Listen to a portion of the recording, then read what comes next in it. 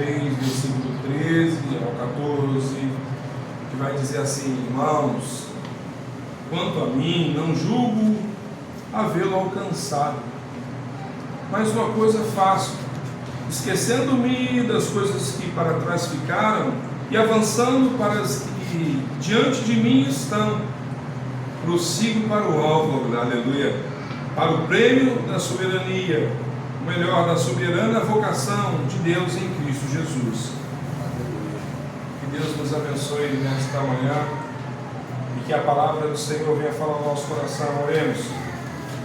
Senhor, aqui está o teu servo, fale conosco através da vida dele, nós precisamos. Viemos aqui, Senhor Jesus Cristo, adorar, e através da tua adoração o Senhor proporcionou este momento, o momento da pregação, o momento que vamos nos alimentar, vamos beber de ti. Mata a nossa sede, mata a nossa fome de ouvir a tua verdade, porque a verdade é só uma. Obrigado, Senhor, por essa manhã maravilhosa em tua presença, aqui fazendo parte da tua igreja. Eis-nos aqui, Senhor, fale conosco, use o teu servo poderosamente mais uma vez, em nome de Jesus. Amém. Amém.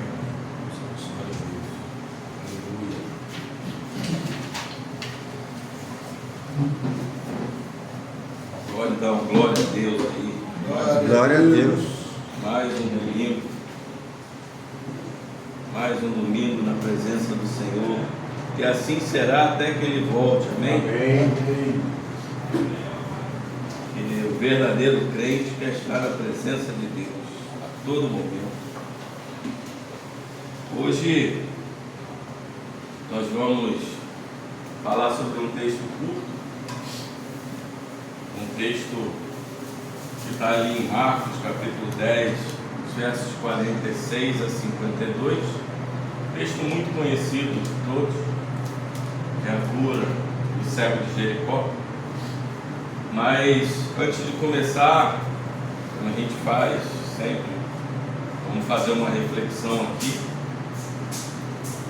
Hoje é nosso primeiro domingo, né, do ano, no calendário gregoriano, né, que a gente chama, e diferentemente do calendário judaico, mas é um ano que o mundo todo para, uma virada de ano, né, chamado Dia da Confraternização Universal. E o interessante é que esse ano eu me coloquei a observar o Dia da Confraternização Universal, porque o que a gente bem vê são as pessoas comemorando, às vezes pessoas que nunca falam contigo durante o ano inteiro, mandam mensagem: feliz ano novo, muita paz. E às vezes a gente para pensar nisso e fala: paz, não recebo mensagem desse cara há tanto tempo e ele está me mandando um feliz ano novo. As pessoas têm um sentimento diferente com a confraternização universal, e o mais interessante é que elas desejam paz, amor, um ao outro, se abraçam, dali a 10 minutos está um xingando o outro. Sai no carro, já vai dirigir, já xinga o cara que está do lado, já briga. E aí eu passei a me questionar verdadeiramente o que é esse dia da confraternização universal, por que as pessoas ficam tão ansiosas por isso, por que as pessoas verdadeiramente fazem planos e planos e se colocam diante dos seus deuses ou do verdadeiro Deus que seja, fazem planos e planos e desejam coisas que elas verdadeiramente não cumprem. Eu passei esse ano em casa, de joelhos, e fiquei 2 horas orando diante do Senhor, e eu pedia para o Senhor me mostrar, me dá um pouco mais do seu Espírito, me dá um pouco mais. E o interessante é que, à medida que eu ia clamando pelo Espírito de Deus, mais as coisas ruins do mundo iam aparecendo na minha mente. E aí eu entendi o que Deus queria fazer comigo. Porque durante todo o dia, eu andei de carro com meus filhos, fomos almoçar no shopping, fazer algumas coisas, e eu fui observando determinadas coisas, que quando chegou à noite, essas coisas vieram me aparecendo na oração. Eu vi um mendigo deitado, com uma caixa, chovia um pouco, e ele lá, sozinho no canto dele, num lugar ermo, que não tinha ninguém. Eu vi pessoas entrando no hospital, eu vi pessoas chorando, eu vi tantas coisas acontecerem nesse curto espaço de tempo do dia 31, e eu entendi o que Deus queria fazer. Ele falou: você não quer o meu espírito? Num dia que tantas pessoas comemoram, num dia que tantas pessoas estão alegres, muitas delas bebendo, se drogando, fazendo coisas erradas, olha como eu olho para esse mundo. E eu comecei a ver que na mesma hora que a pessoa está comemorando uma alegria, até próprio dentro da igreja, quantas igrejas fazem a virada de ano na igreja e todo mundo se abraça, todo mundo comemora, outras estão enlutadas, outras estão doentes, sozinhas no leito do hospital, outras, como esse mendigo, não tem um copo de água, outras estão na extrema pobreza, chorando porque não tem comida para dar aos filhos, outro está se jogando de um prédio e se suicidando, porque já chegou ao fundo do poço. E esse mover que o Espírito de Deus fez comigo, me fez chorar na noite de Ano Novo, porque esse é o mundo que a gente vive. É um mundo em que muitas vezes nós estamos cegos para a realidade, cegos para o que está diante dos nossos olhos. E hoje isso vem a calhar porque esse texto fala de cegueira, e muitas vezes a gente passa o Ano Novo egocêntrico. Eu desejo para mim um ano melhor, um ano de paz, Será que eu não deveria desejar um ano melhor para aquele que não tem o que comer, para aquele que está doente, para aquela mãe que está chorando a perda de um filho, para aquela tia que está chorando por um sobrinho que está no tráfico, com risco de morrer, para aqueles que estão perdendo filhos, pais? Não estou dizendo aqui que a gente não deva ter alegria, não. O papel do pregador muitas vezes é difícil, porque ele vem trazer reflexão, a gente parar, pensar. Será que as igrejas não deveriam se reunir na noite de Ano Novo e todos ali estarem de joelhos orando juntos por um mundo melhor, por mais convenções, por menos doenças, menos pragas, menos guerras? É uma reflexão que a gente deve fazer. E esse ano para mim foi um ano de reflexão. E esse é o papel do pregador, é fazer a gente refletir muitas vezes para a nossa cegueira. Às vezes a gente para, nossa, o pregador aí só fala de coisa ruim. Mas assim como a gente comentou aqui semana passada, o cristianismo é assim. Eu sei que as coisas não vão bem, contudo, a esperança. E é sobre essa esperança que nós vamos falar aqui hoje. A nossa soberana vocação de seguir Cristo Jesus. O texto de Marcos 10, 46, 52, você já está com a sua Bíblia aberta, nós vamos ler. Ele diz assim: e foram para Jericó. Quando ele saía de Jericó, juntamente com os discípulos e numerosa multidão, Bartimeu, cego mendigo, filho de Timeu, estava sentado à beira do caminho, e ouvindo que era Jesus o Nazareno, pôs-se a clamar: Jesus, filho de Davi, tem compaixão de mim. E muitos o repreendiam para que se calasse, mas ele gritava cada vez mais: Filho de Davi, tem misericórdia de mim. Parou Jesus e disse: chamai-o. Chamaram então o servo, dizendo-lhe: tem bom ânimo, levanta-te, ele te chama. Lançando sobre si a capa, levantou-se de um salto e foi ter com Jesus. Perguntou-lhe Jesus: que queres que eu te faça? Respondeu o cego: mestre, que eu torne a ver. Então Jesus lhe disse: vai, a tua fé te salvou. E imediatamente tornou a ver e seguia a Jesus estrada fora. Aleluia, glória a Deus. Esse texto vem naquela sequência de que a gente falou que Jesus está vindo da sua caminhada da Galileia em direção a Jerusalém, e nessa caminhada nós temos aquele contexto das predições da paixão, em que ele 3 vezes fala que será morto e crucificado, e também o ensino, o discipulado. Do capítulo 8, verso 31 a 10, 52, onde terminamos hoje, Jesus está preparando o cenário para os acontecimentos que vem em seguida.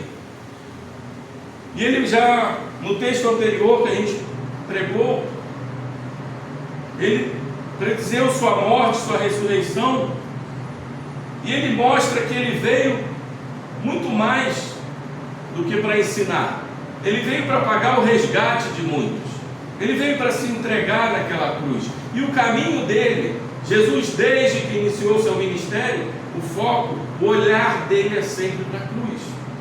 Muitas vezes Satanás, as multidões, os fariseus, os homens e mulheres tentaram desviar Jesus de caminho, mas Jesus só tinha um olhar: eu vou para a cruz, esse é o meu foco.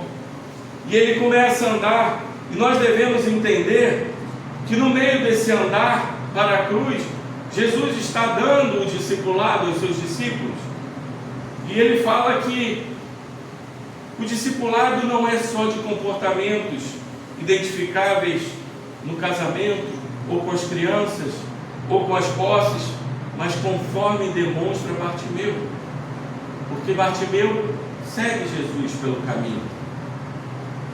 E nós vamos ver que a história do cego Bartimeu tem uma peculiaridade interessante, porque Jesus tem um cuidado, tem um carinho com ele, diferente muito de outras curas. E por isso que eu disse que há esperança. O cristianismo é aquele que muitas vezes nós passamos uma mensagem inicialmente que parece pessimista, mas que na conclusão ela nos mostra muito mais esperança do que essas pessoas que dizem aí fora que tudo vai melhorar. Porque falar que tudo vai melhorar é fácil, mas ver realmente tudo melhorar depende de alguém maior. Porque os homens em todas as eras falharam de fazer o mundo melhor. E cada vez que a gente vê o mundo caminhar, ele caminha para as trevas, para longe de Deus, para se afastar de Deus. E Jesus nos mostra que não é só como a gente se comporta de forma religiosa, no seu casamento, com as crianças, com as posses, ou quem quer que seja, mas como nós estamos com ele. O texto começa dizendo que eles foram para Jericó. É importante a gente tocar num ponto nevrálgico aqui. Muitos homens que criticam a Bíblia, aqueles críticos da Bíblia, vão dizer que não podem crer na Bíblia, principalmente por esse início de texto, porque o texto vai dizer assim: quando ele saía de Jericó. Aí você pega Mateus e lê e diz também que ele saía de Jericó, e aí Lucas diz quando ele entrava em Jericó. Mateus vai dizer que eram 2 cegos, Marcos e Lucas só falam de um cego. E nós precisamos nesse momento desfazer uma confusão que muitos às vezes não querem crer na credibilidade da Bíblia, porque dizem que tem contradição. E eu vou provar para vocês que não tem nenhuma contradição, porque apesar de Mateus dizer que eram 2 cegos, Lucas e Marcos em momento nenhum não falam que não eram dois cegos, mas eles só comentam de um. E o segundo ponto é que Jericó, na verdade, aquela Jericó que a gente vê lá de Josué 6, que ela é destruída, aquela Jericó era a antiga Jericó, e é dessa Jericó que Mateus e Marcos estão falando, porque Mateus e Marcos, você vai lembrar que eles eram homens que viviam no meio daquela comunidade judaica o tempo todo, e os judeus, quando falavam em Jericó, se lembravam da Jericó antiga. Lucas, já envolvido mais pela cultura romana, Lucas já vai falar da Nova Jericó.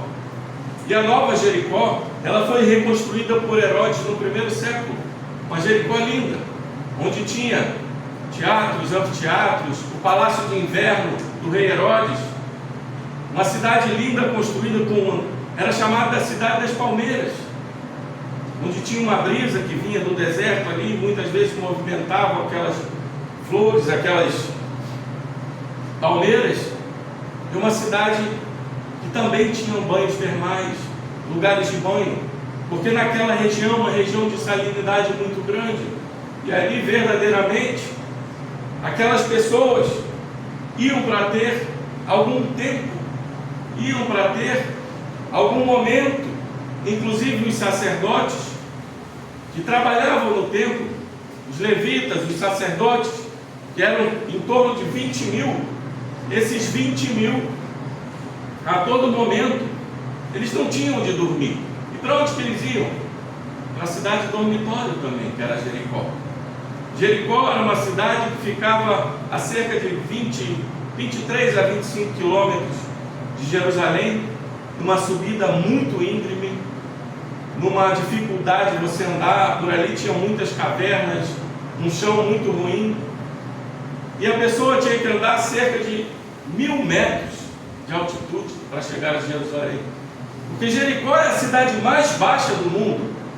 Jericó está mais ou menos a quase 280 metros abaixo do nível do mar, e junto com Damasco, Jericó, até mais do que Damasco, que é a segunda cidade mais antiga do mundo, Jericó é a cidade mais antiga do mundo. Tem cerca de 9.000 anos antes de Cristo que ela começou. E nós começamos a entender que essa cidade ela tem um ponto muito interessante, porque era a cidade de passagem daqueles que peregrinavam para Jerusalém. Era como se fosse o último posto onde os peregrinos, onde aquelas pessoas que faziam as romarias tinham que passar para se abastecer, para comer, muitas vezes para fazer coisas que deveriam antes de subir para Jerusalém. E por essa cidade ter essa posição estratégica, quando eles cruzavam ali para o Rio Jordão para seguir em direção a Jerusalém, muitos que eram mendigos, eram pessoas que tinham as suas dificuldades, que não poderiam ir à festa, elas ficavam ali mendicando naquele lugar, porque para o judeu se considerava boas obras ajudar essas pessoas que estavam à margem da estrada. Mas eu quero que você atente para um ponto aqui. Eu falei aqui que Jericó era o último ponto antes de subir para Jerusalém. E Jesus vinha ali com uma numerosa multidão, os seus discípulos. E você imagina a quantidade de pessoas que estão subindo e indo para a festa da Páscoa em Jerusalém. Era a maior festa dos judeus. A festa da Páscoa era como se fosse aquela festa, como eu falei aqui, do Ano Novo, que todo mundo se reúne, você quer ver os amigos, você quer ver pessoas, você quer comemorar, e aquelas pessoas tinham alegria de subir a Jerusalém para ver ali aquela cidade que eles não viam durante o ano todo. Muitas vezes alguns deixavam para ir só na Páscoa, para rever os amigos antigos, para cultuar o Senhor no templo, para adorar o Senhor e para lembrar dos feitos de Deus. E aquelas pessoas tinham vontade e pressa de subir para estar naquela cidade. Mas o interessante é que Jerusalém estava acima, Jericó estava abaixo. Mas era o último ponto. O último ponto em que tinha um cego chamado Bartimeu. Bartimeu, no aramaico, quer dizer filho de Timeu. Aqui eu começo por um ponto que é interessante. Primeiro, a gente sabe que ele estava à margem da estrada. Então nós podemos dizer que ele era marginalizado. Essas pessoas que não tinham como se sustentar, elas viviam dessas esmolas, viviam à margem da sociedade. Na cultura judaica, muitas vezes, essas pessoas eram consideradas excluídas, porque elas não podiam ir ao templo, ela não podia render graças ao Senhor, ela não podia se sustentar, muitos não podiam gerar filhos. E uma pessoa marginalizada estava sentada à beira do caminho. E esse é o último ponto. Agora imagina a cabeça de Bartimeu, filho de Timeu. Se você para pensar, esse homem nem nome tinha, porque ele era conhecido como filho de Timeu. Era um homem que era marginalizado e não tinha uma identidade. Você conhece pessoas assim? Ó, esse é o filho, né? Esse é o irmão, esse é o fulano.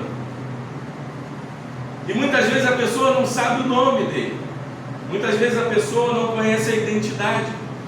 E essa era a identidade de Bartimeu. Ele era conhecido como filho de Timeu. E o interessante é que talvez Jericó represente a situação desse cego. Jericó ficava na profundeza da terra, a cidade mais baixa.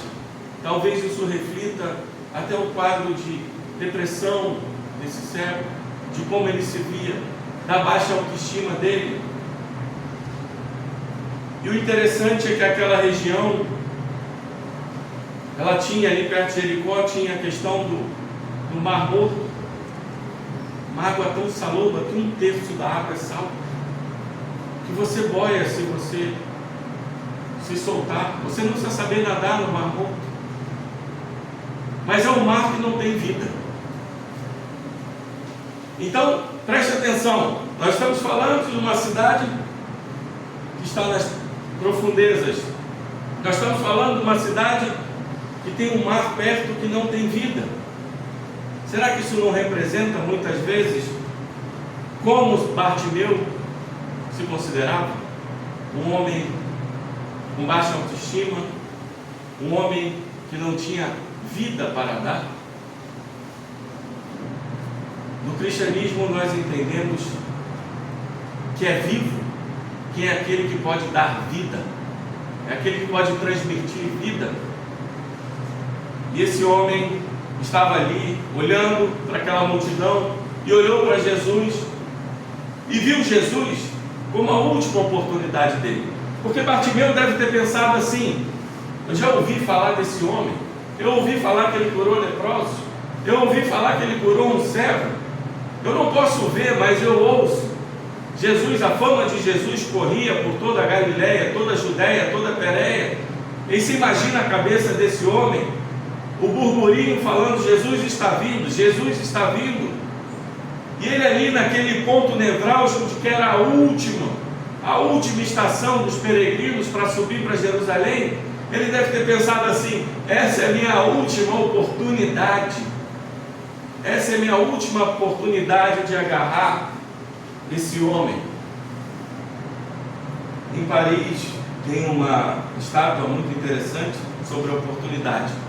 Essa estátua é como se fosse um homem com asas na posição de um corredor, e ele tem uma mecha de cabelo na frente, mas é calvo atrás. E essa estátua, ela representa bem o que é a oportunidade, porque se você não agarrar a oportunidade quando ela está na sua frente e agarrar ali na mecha dessa estátua, quando ela passar, como essa estátua é calva, você não consegue mais segurar. E talvez esse homem tenha visto assim: se eu não agarrar agora essa oportunidade que eu tenho, eu não vou mais conseguir agarrar essa oportunidade. e ele, ouvindo que era Jesus, o Nazareno, é interessante que o primeiro milagre, lá no capítulo 1, Jesus é chamado de Nazareno. E o último milagre, aqui no capítulo 10, Jesus é chamado de Nazareno. Mas aqui não para se referir ao local. Nazareno aqui tem uma conotação, parece ter uma conotação um pouco maior do que isso. Porque os cegos, como bem profetizou Isaías, dar cura aos cegos, reviver os mortos, curar leprosos, isso eram premissas do Messias, e eram premissas somente de Deus. E esse homem, Jesus, é chamado de Nazareno. E se você vai ver lá em Juízes, quando se fala de Sansão, a palavrinha que usa lá é Nazirai os teus, que é como se fosse o ungido poderoso do Senhor. E a conotação aqui é essa. No início do ministério, no primeiro milagre, ele é o ungido poderoso do Senhor. No último milagre, ele continua sendo o ungido poderoso do Senhor. E Marcos nos mostra isso. E Bartimeu se põe a clamar: Jesus, filho de Davi, tem compaixão de mim. E muitos o repreendiam para que ele se calasse. É interessante que Bartimeu chama Jesus de filho de Davi.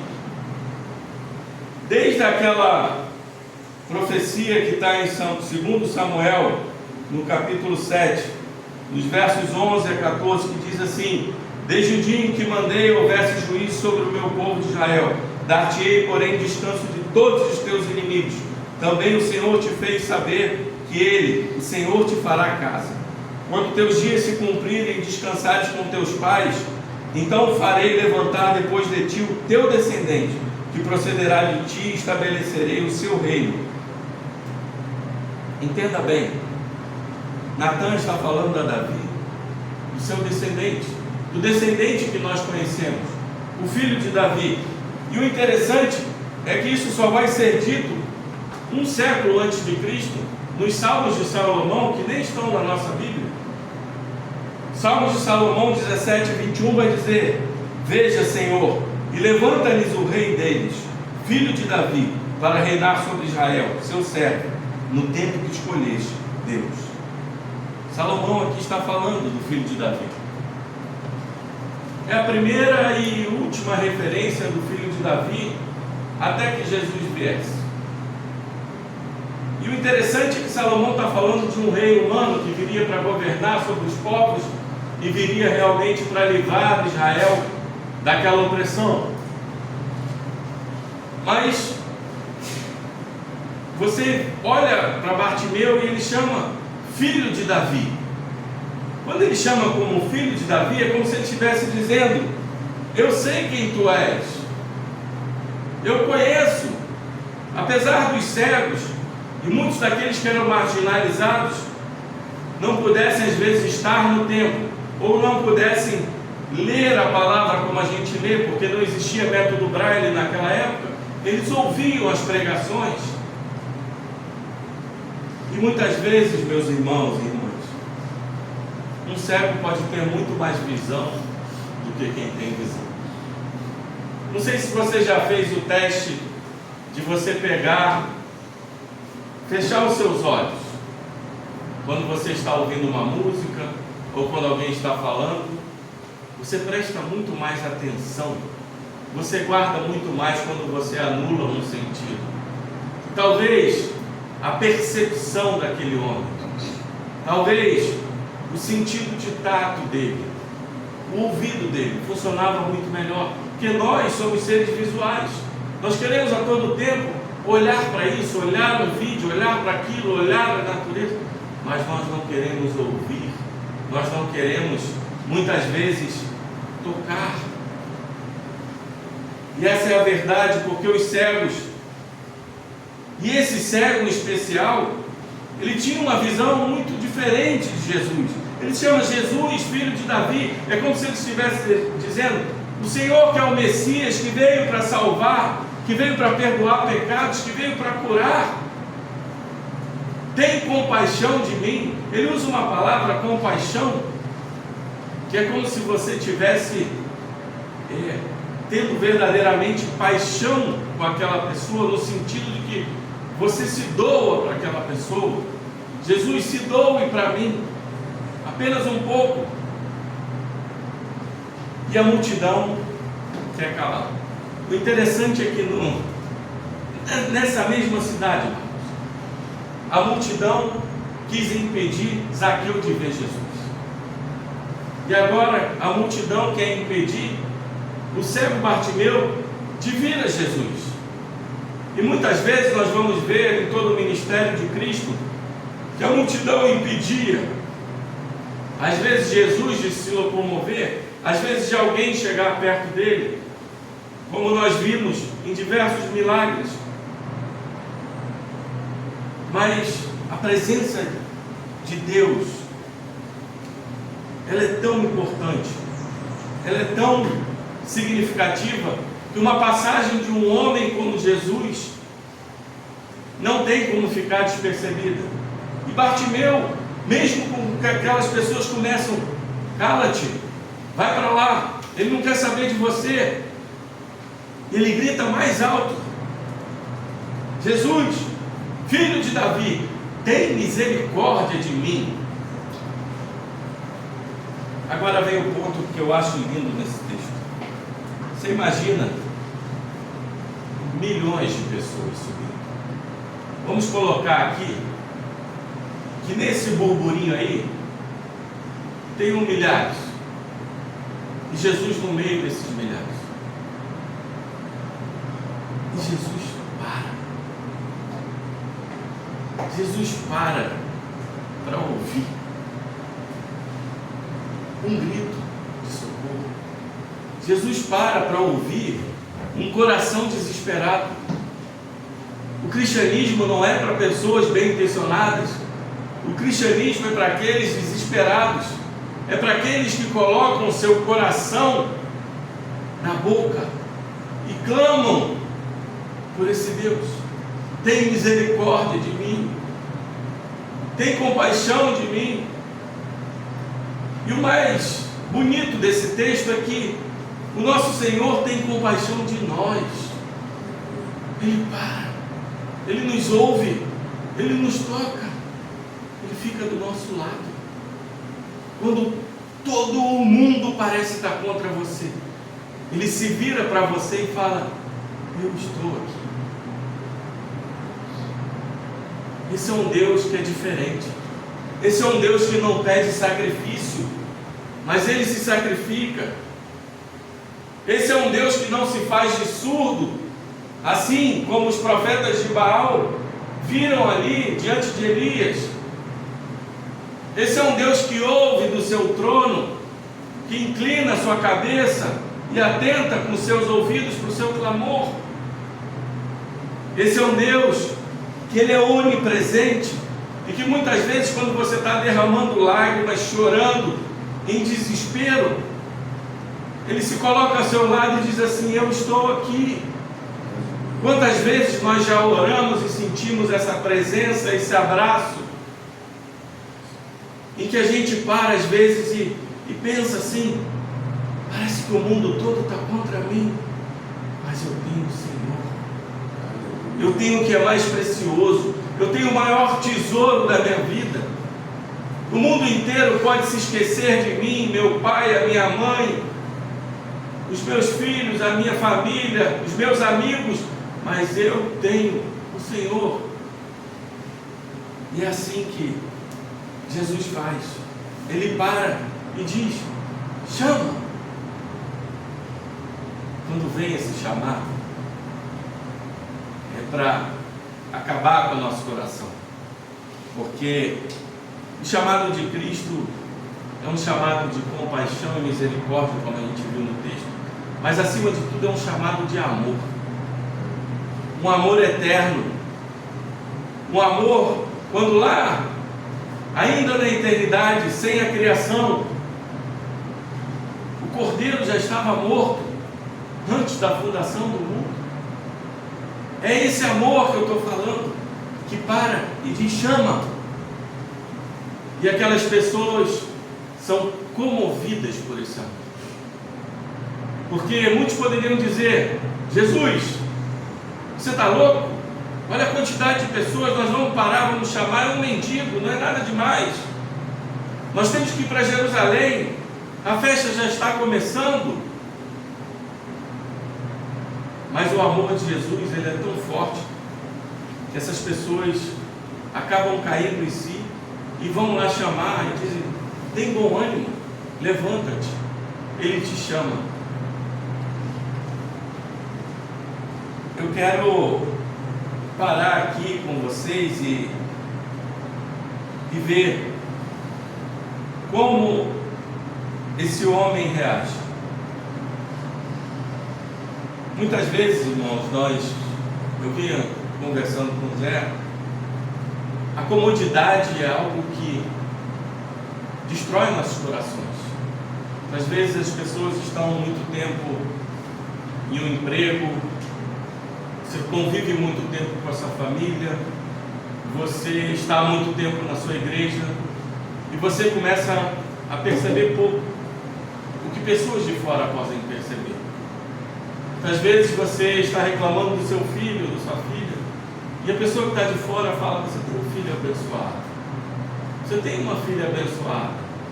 Muitas vezes a gente está reclamando do nosso trabalho e a pessoa te faz enxergar algo que você não enxerga. Às vezes nós estamos reclamando da nossa igreja e a gente não consegue ver que tem pessoas numa situação muito pior.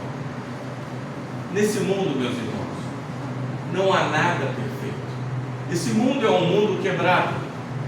Esse mundo é um mundo para mostrar para as pessoas que o céu não é aqui.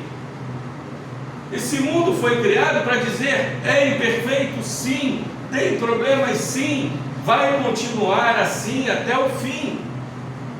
Porque perfeito é aquele que veio para fazer a obra de salvação.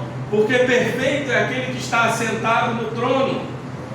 Porque perfeito e perfeita será a nova Jerusalém, a nova criação, onde não haverá mais pranto, nem dor, nem choro, só alegria, só paz, só amor. O mundo é desse jeito para lembrarmos que isso aqui é passageiro, que isso aqui não é a nossa casa, que nós estamos de passagem nesse mundo, ansiando por algo perfeito. Esse anseio, meus irmãos, não é para mudar o mundo. Esse anseio que está no seu coração de ver um mundo melhor, é porque você está fora da sua casa, e a sua casa já está construída, ela já está perfeita. Porque em João, Jesus vai dizer: na casa do meu pai há muitas moradas, eu já preparei, está preparado. E muitas vezes a gente não consegue perceber, o que está preparado para nós. E Bartimeu consegue perceber que, além de ser a última oportunidade dele alcançar aquele homem que pode curar ele, ele consegue entender que Jesus não é só aquele que vai fazer um milagre. Eu muito me entristeço, Ingrid, que hoje a gente vê tantas igrejas, né? As pessoas buscando a igreja por benesses, por coisas materiais, buscando: eu quero ir para a igreja para arrumar um marido, uma esposa, eu quero ir para a igreja porque eu não consigo ter filhos, eu quero ter um filho, eu quero ir para a igreja porque eu preciso de um emprego, porque eu preciso que meu filho melhore. É sempre eu. É difícil você ver uma pessoa dizer: eu quero ir para a igreja porque eu preciso de Cristo, eu preciso de salvação, eu estou ruim, eu não consigo olhar mais para mim, me angustia ver meu estado. E essa foi a visão de Bartimeu. Ele estava angustiado com si próprio. E assim é no cristianismo. a gente grita desesperado, dizendo: Senhor, eu não aguento mais viver esse mundo de pecado que habita em mim, eu não aguento mais sofrer com essas mazelas que todo dia me machucam, que me destroem. E você dá um grito desesperado, como Bartimeu, e diz assim: Senhor, tem compaixão de mim, tem misericórdia. Como eu queria ver pessoas gritando, angustiadas, precisando de salvação. Mas você vai lembrar que eu falei aqui que muitas vezes a comodidade cauteriza a nossa mente, e a gente vive tanto tempo nesse mundo de pecado, às vezes no meio do pecado, que aquilo vai se tornando para nós algo tão normal, tão comum, e a gente perde o senso da realidade, e a gente perde o senso da nossa verdadeira identidade, e a gente acha que a nossa vida que estamos vivendo aí para o mundo é uma vida normal. Uma vez eu vi um vídeo que eram várias pessoas andando numa cidade com um reloginho em cima da cabeça. 3 anos, 330 dias, 12 horas. O outro, 2 minutos e 11 segundos. O outro, 3 segundos e caía no chão. O outro, 70 anos e 2 minutos. E esse vídeo nos faz refletir como a vida é breve. E a gente vive como se fosse viver para sempre. A gente vive como se tivesse amanhã para sempre. E muitas vezes nós não agarramos a oportunidade como Bartimeu agarrou. Nós precisamos entender que hoje eu estou aqui, mas amanhã eu posso não estar.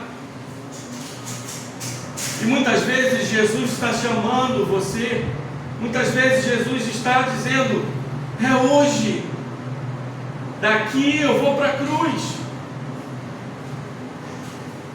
E ele estava falando, mas as pessoas não conseguiam enxergar, mas esse cego olhou para ele e falou: é hoje sim, Senhor, tem misericórdia de mim, tem compaixão de mim. E o interessante, olha a reação dele, ele levanta e ele lança a capa. O que era a capa para um cego naquela época? A capa era o cobertor dele, a capa era onde ele deitava, a capa muitas vezes era o que protegia ele do frio extremo, a capa era a confessora dele, onde ele se confessava ali. A capa era como se fosse o mundo dele, e ele abre mão desse mundo e larga esse mundo. E muitas vezes a capa era onde ele estendia para receber esmolas. E quando ele lança de si a capa, ele está dizendo assim: eu estou me desprendendo de tudo que eu tenho. E Zé, olha que interessante, você já viu um cego andar? Ele tateia, ele vai colocando as mãos, ele tem aquele apoio para sentir o chão, para sentir as pessoas. Mas olha como esse cego reage, ele dá um salto. É um paradoxo você pensar que um cego saltou. É um salto no escuro, ele não vê nada. Isso me faz lembrar Kierkegaard, um dos grandes escritores de existencialismo. Ele dizia que a fé é um salto no escuro. Mas Bartimeu nos prova que a fé é um salto dos braços de Cristo. A fé é um salto para os braços de Cristo, porque ele largou o mundo dele, e ele não foi sem confiança, tateando, ele deu um salto. E isso me lembra um texto que está em 1 Pedro 1,8, que diz assim: a quem não havendo visto, amais, no qual não vendo agora, mas crendo, exultais com alegria indizível cheia de glória. Esse é o sentimento de Bartimeu. Ele viu não só o homem que podia curar ele viu o filho de Davi, o Messias, aquele homem que era o verdadeiro Deus. Ele sentiu a presença dele, ele saltou de alegria. E ele salta de alegria, e Jesus pergunta para ele: o que queres que eu te faça?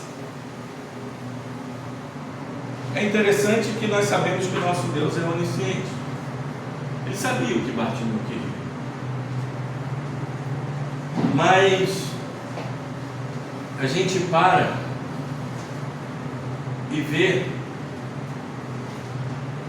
ele falando assim: o que queres que eu te faça? Bartimeu responde: mestre, que eu torne a ver. Essa palavra mestre muitas vezes passa despercebido quando a gente lê. Bartimeu usa uma palavra chamada Rabone. Rabone jamais era usada para representar uma humanidade, ou jamais era representada como uma forma de tratamento. Rabone era muito usada em oração a Deus. Então é como se Bartimeu está dizendo para ele: Messias, eu sei quem tu és o Filho de Deus, tu és Deus. Rabone.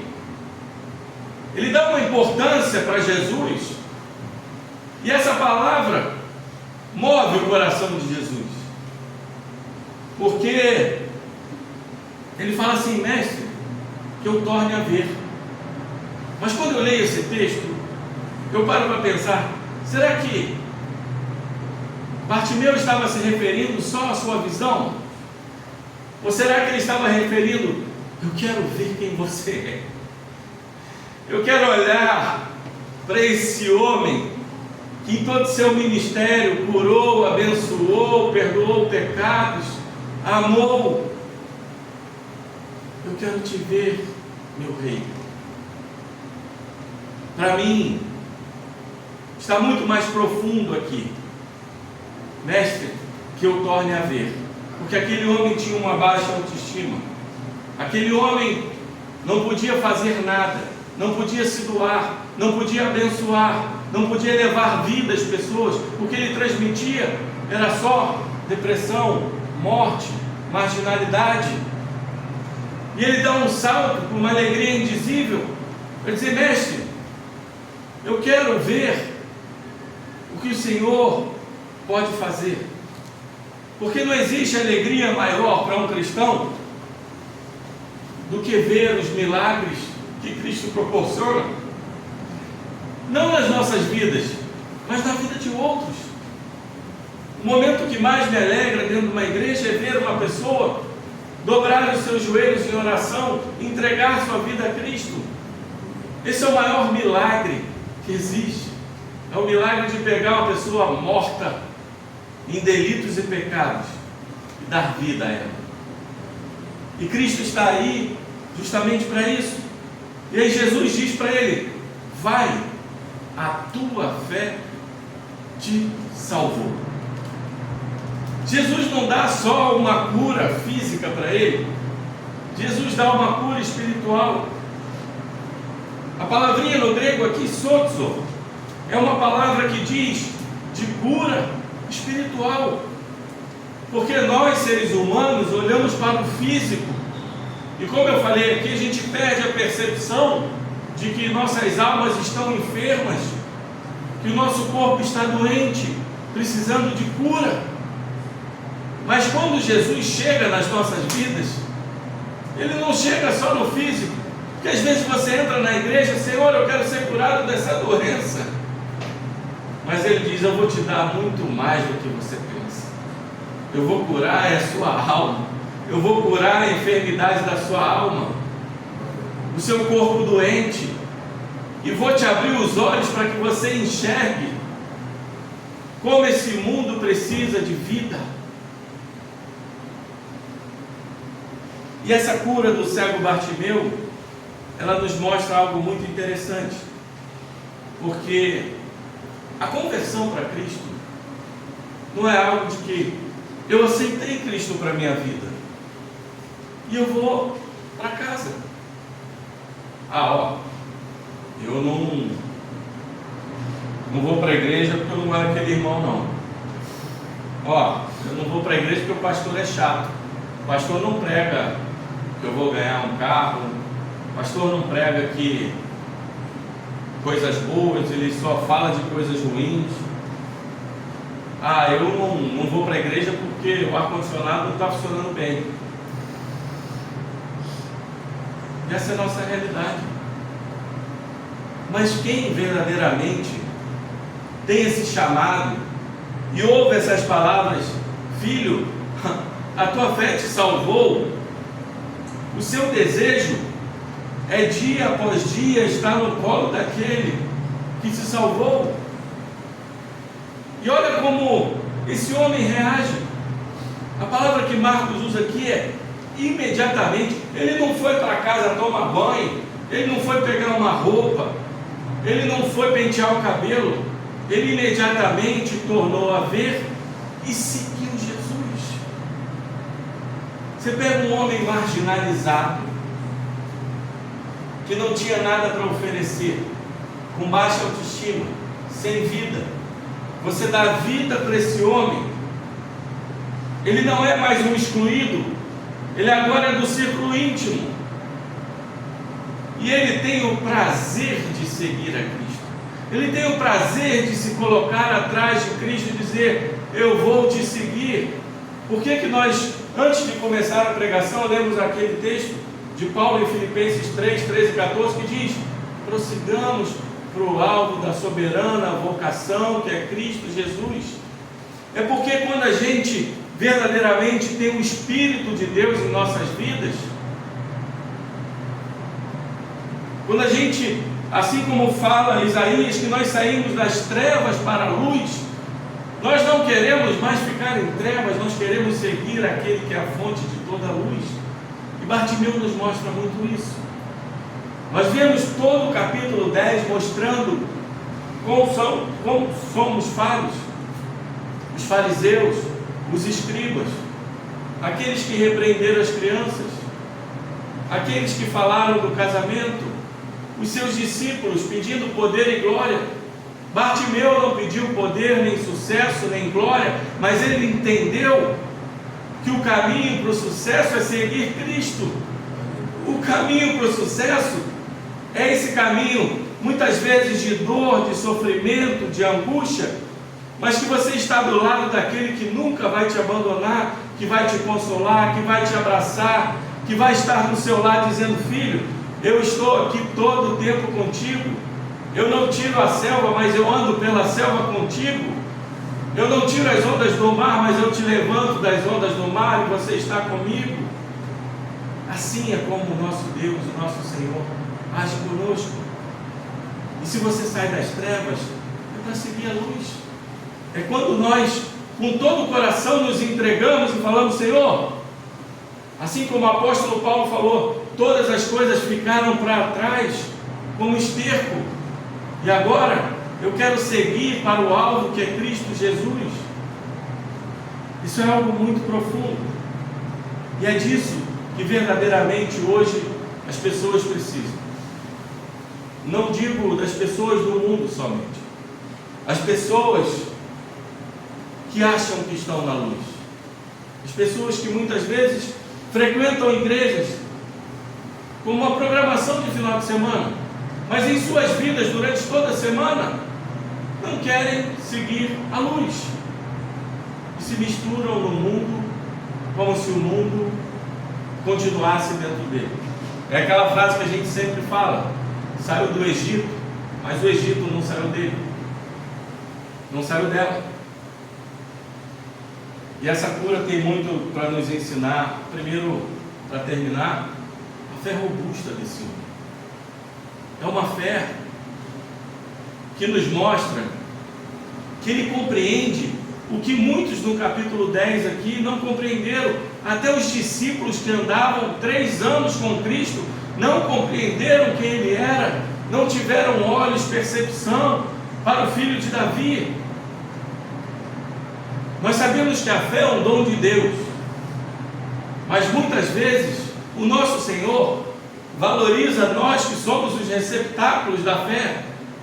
Você vai lembrar vários textos, como é: mulher, grande é a tua fé, vai e seja conforme você pediu.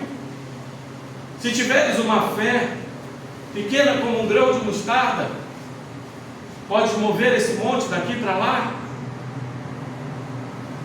E aqui ele diz: a tua fé te salvou.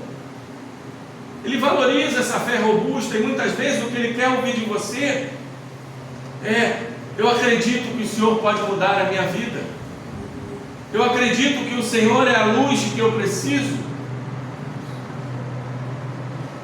E muitas vezes você está em casa nos vendo, ou você está aqui na igreja, ou está em outro lugar, e você está parando e pensando: será que hoje é o dia da minha oportunidade? Será que hoje é o dia da minha fé? Eu digo para você que você pode clamar assim como Bartimeu clamou. É tempo de clamar. Busque a Deus enquanto se pode buscar. Como eu falei aqui do vídeo do reloginho em cima da cabeça, nós não sabemos se teremos tempo amanhã. Nós não sabemos se esse mundo acaba hoje, se vamos morrer hoje, se alguém da nossa família vai morrer hoje. É tempo de levar vida, é tempo de receber vida, é tempo de clamar a Deus. Clame com o seu coração, assim como o cego Bartimeu fez. Clame: Senhor, tem compaixão de mim, tem misericórdia de mim. Eu estou sofrendo com meu filho, eu estou sofrendo com a doença, eu estou sofrendo no meu trabalho, eu estou sofrendo com qualquer coisa que seja. Ele é um Deus que para e te ouve. E se você gritar como esse cego gritou: tem compaixão, tem misericórdia, Ele vai te ouvir, Ele vai parar, e Ele pode te abençoar. O segundo ponto é que essa fé, além de ser robusta, ela não se importa com o que o mundo está falando. Muitas vezes a gente ouve, irmãos e irmãs: mas você ora demais, você não larga a igreja, mas você não larga esse livro. Mas é tarde demais para você fazer isso, mas ainda é cedo. Mas por que isso agora? O mundo, com as armadilhas de Satanás, está sempre tentando te derrubar e te afastar, assim como essa multidão tentou afastar Bartimeu. Mas ele, independente disso, ele olhou e falou: eu vou, eu não quero saber o que estão falando, eu vou. Jesus, Jesus. E ele parou e ouviu. Então, a fé verdadeira, além de ela ser robusta no sentido de entender: eu quero conversar com Deus, eu quero ter intimidade com Deus, ela diz assim: eu não me importo o que o mundo vai falar de mim, eu vou continuar clamando, eu vou continuar orando, eu vou continuar pedindo, até que o Senhor pare e diga: o que você quer? O que tu queres que eu te faça? E para terminar, Bartimeu é um exemplo da influência constrangedora que a gratidão a Cristo deve exercer sobre as nossas almas.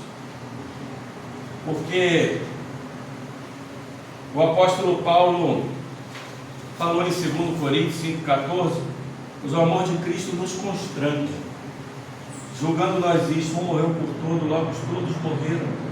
Esse amor nos constrange porque muitos não olham para as nossas situações, mas Ele para, Ele olha, Ele ouve, e Ele tem compaixão e misericórdia, e Ele acaba derramando graça, e nos põe no caminho da santidade, para dizer: você estava em trevas, o povo que estava em trevas viu grande luz.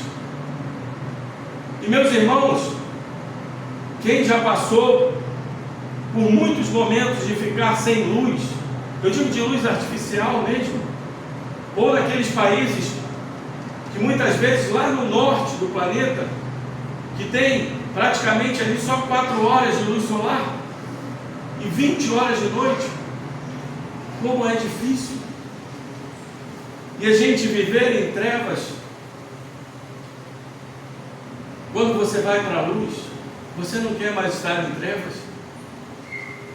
E aí você fala como salmista, que darei ao Senhor por todos os seus benefícios para comigo. Está em Salmo 116, 12.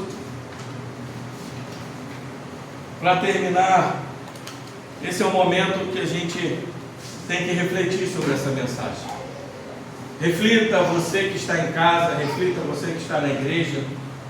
Muitas vezes você está achando que ainda não é o tempo, mas talvez Jesus esteja em Jericó, subindo para ir para Jerusalém, fazendo um paralelo. Talvez Jesus agora esteja se levantando do trono para descer e buscar a sua igreja e terminar com esse mundo. Eu não sou profeta para dizer quando Cristo vem, nem a Bíblia me permite isso, nem o meu Senhor. Mas eu posso dizer que Jesus virá como ladrão da noite. Eu posso dizer que Jesus virá quando você menos esperar. E a hora que Ele vier para buscar, não dará tempo mais de dizer: tem misericórdia de mim, tem compaixão de mim. O tempo é hoje. Ele está passando. E assim como a oportunidade, ou você agarra ela pela frente, ou quando ela passar, você não segura mais pelas costas. É tempo de você clamar a esse Deus e dizer: Senhor, tem misericórdia de mim, tem compaixão de mim. E eu tenho a plena certeza que o meu Senhor irá parar, irá te ouvir, irá te abençoar e derramar graça sobre você. Esse é o momento. Quantas vezes você já ouviu as pregações da nossa igreja? Quantas vezes você já ouviu a gente falar de Cristo? Mas por que tarda a pedir misericórdia, clamor e compaixão? Talvez o dia de hoje seja o último, e você está diante de um Deus tão compassivo, tão misericordioso, tão amoroso, e só Ele, no meio desse mundo louco, dessa multidão que quer te afastar de Deus, só Ele para te ouvir. Só Ele pode mudar o seu coração, mudar a sua vida, não só curar a sua parte física, mas espiritual, e trazer você para a luz, para que você tenha vida e vida em abundância, e que mesmo nas tribulações que vão existir até o fim desse mundo, você possa se regozijar e dizer: eu posso estar passando por um momento ruim, mas eu tenho o mais precioso Senhor do universo. Eu tenho aquele que eu posso clamar e Ele me ouve, e Ele me dá descanso, e Ele me dá afago, e Ele me dá amor, porque não há nada nesse mundo mais precioso que esse Senhor. Não há nada nesse mundo que possa superar esse amor, esse Deus que olha para você e diz assim: eu estou aqui esperando você clamar, eu estou aqui para que você me reconheça como Senhor da sua vida. É tempo de clamar a Deus, é tempo de não estarmos tão preocupados em mudar o mundo, sem antes mudar a nós mesmos. Porque se você quer mudar o mundo, comece mudando por você, e clame aquele que pode mudar não somente você, mas ao mundo. É disso que nós precisamos. É desse homem, Deus, que para, te ouve e te chama. O que queres que eu te faça? E derrama graça sobre as nossas cabeças, não por uma vez só, como o maná caía dia após dia, e um dia cessou, mas por toda a eternidade. Essa graça é por toda a eternidade. É quando você estará por milhões e bilhões e trilhões de anos glorificando ao Senhor, sem choro, sem dor, sem pranto. É momento de entender isso, que Ele está aqui, que Ele está diante de você, esperando você somente clamar, assim como esse cego clamou. Porque um dia fui cego e hoje estou aqui. E talvez você não tenha percepção ainda, mas clame para que o Senhor te leve à luz e te mostre o quão maravilhoso Ele é e o quanto esse mundo pode ficar melhor na presença dEle. É o que eu desejo para você, meu irmão e minha irmã, que Cristo entre na sua vida e, como na vida de Bartimeu, não saia nunca mais, e você siga Ele pelo caminho, estrada fora, para todo sempre. Amém. Amém. Senhor, aqui estamos diante de Ti. Senhor, a Tua palavra tem tantas coisas maravilhosas. Um texto tão pequeno, tão curto, que muitos podem olhar e ver somente a cura e milagre. Mas o maior milagre, Senhor, é que esse homem notou a sua insuficiência, a sua impotência, a sua incapacidade, a sua vida torta, os seus pecados, os seus erros, tudo aquilo que ele olhava para trás e dizia: eu não quero mais isso.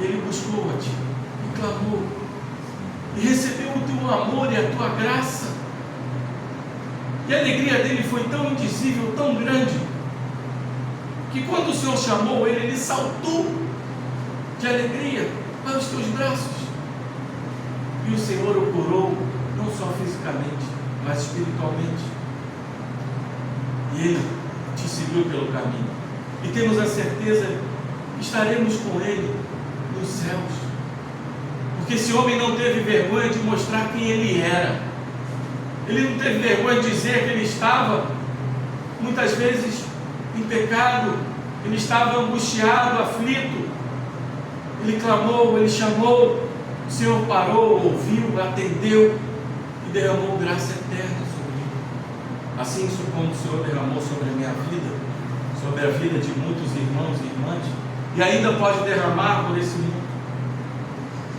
É para você esse recado, para você que está ouvindo, para que você entenda que é tempo de clamar a Deus, é tempo de não só curar a sua doença, as suas mazelas, as suas dores, os seus sofrimentos, mas curar a tua alma eternamente, para viver não mais em trevas, mas na luz, sabendo que você tem um Senhor que pode resolver todos os problemas da sua vida. Obrigado, Senhor, por mais um domingo da Tua palavra, do Teu amor e Tua graça derramada sobre nós. É o que oramos em nome de Jesus. Amém.